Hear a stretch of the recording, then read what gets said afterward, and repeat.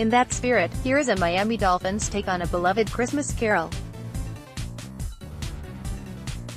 On the 12th day of Christmas, my franchise gave to me, 12 brand new coaches. This total includes all team staff. VP Mike Tannenbaum needs to be gone and, in fact, should never have been hired because his only real qualification for the job was that he's friends with Matt Higgins and Stephen Ross.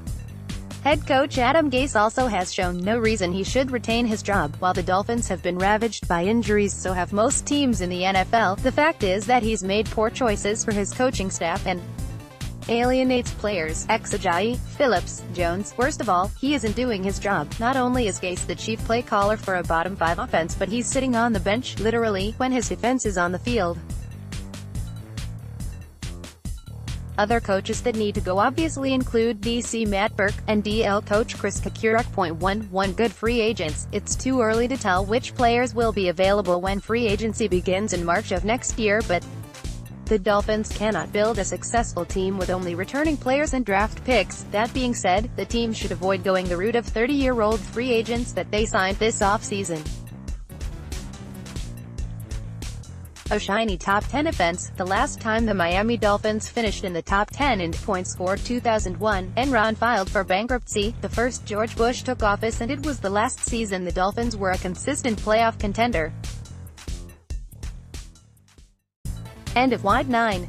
Defense. DC Matt Burke can defend the scheme all he wants, but this defense often causes the defensive ends to get pushed past the quarterback and is partially responsible for the gaping holes in the run defense. 8 Defensive linemen. Other than DT Devin Godchaux, there isn't a single player on Miami's defensive line that should be assured of returning for 2019. None of the aging defensive ends on the current roster have had an impact that is equal to their paycheck. Whatever route they choose, the Dolphins need to bring in at least 4 defensive ends and defensive tackles. 7 Offensive linemen. Laramie Tunsil is the only Dolphins lineman that isn't a liability on this offensive line. Jesse Davis looked promising last year, but for every good run block he provides, he always seems to follow that up with a blown pass block or holding penalty. RT Juwan James isn't worth what he will most likely get in free agency. Meanwhile, Josh Sitton and Daniel Kilgore showed the injury-prone nature that got them jettisoned from their previous teams. And don't get me started on Ted Larson. 6 successful draft picks. While this number may be overly optimistic, we're talking about a wish list, right? If one wants to be more realistic, how about hitting on 4 of their first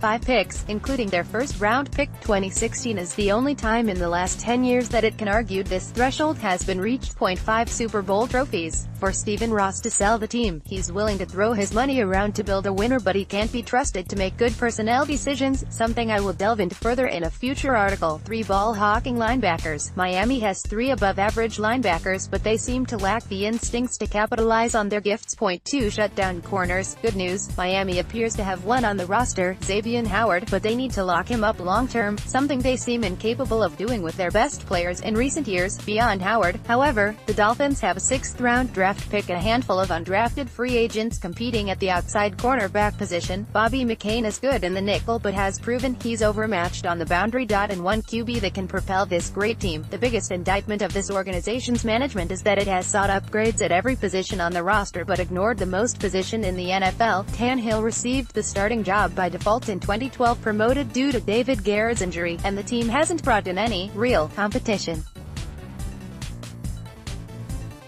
Merry Christmas, everyone.